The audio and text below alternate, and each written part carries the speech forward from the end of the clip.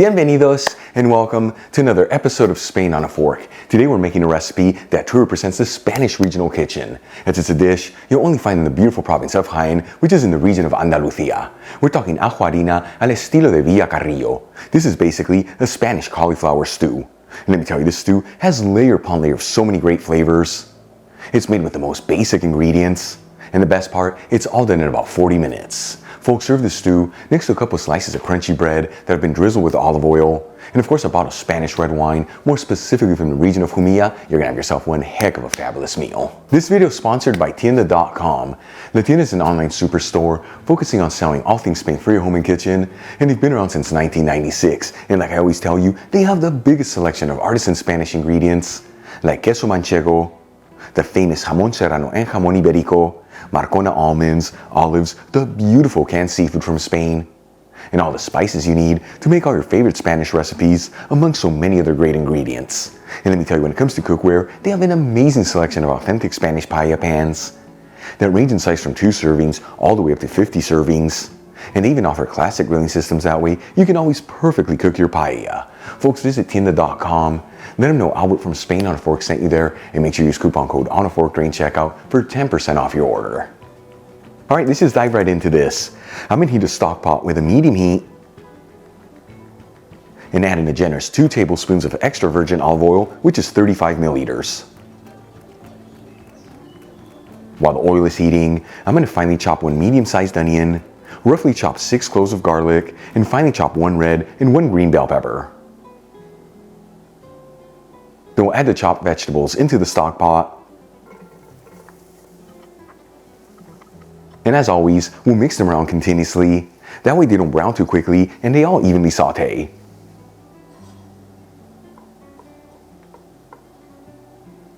After 3 to 4 minutes, and the vegetables are lightly sauteed, I'm going to add in 1 teaspoon of sweet smoked Spanish paprika, which is 2.5 grams, and half a teaspoon of ground cumin, which is 1.5 grams.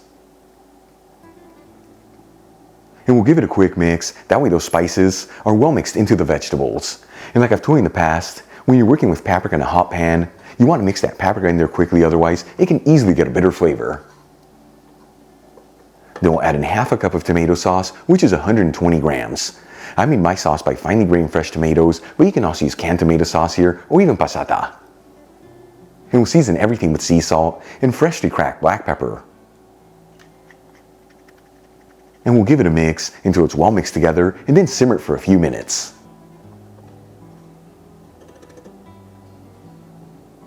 After 3 to 4 minutes, and the tomato sauce has slightly thickened, I'm going to add in a 1/4 cup of all-purpose flour, which is 60 grams. You can make this recipe gluten-free by using half the amount of cornstarch. And we'll mix this continuously and go for about 1 to 2 minutes. This is enough time to cook off the raw flavor in the flour, that way it doesn't overpower the stew.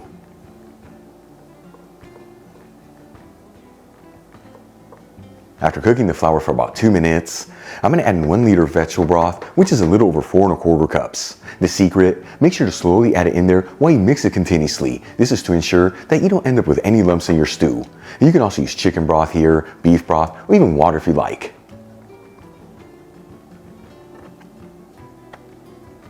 Once all the broth has been added, we'll turn it up to a high heat. In the meantime, let's start getting our cauliflower ready. I'm going to start by removing the outer leaves from a head of fresh cauliflower. The size of the one I'm using is 1.5 pounds, which is 675 grams. Then we'll cut the head into 4 evenly sized pieces. And we'll cut off the florets from the stem.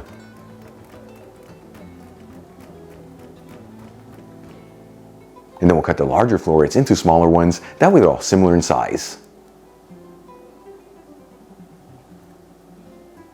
Then we'll add the florets of cauliflower into a colander and rinse it under some water.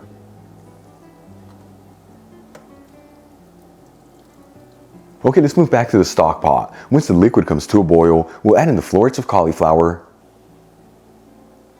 and we'll give it 1 final mix. That way everything's well mixed together.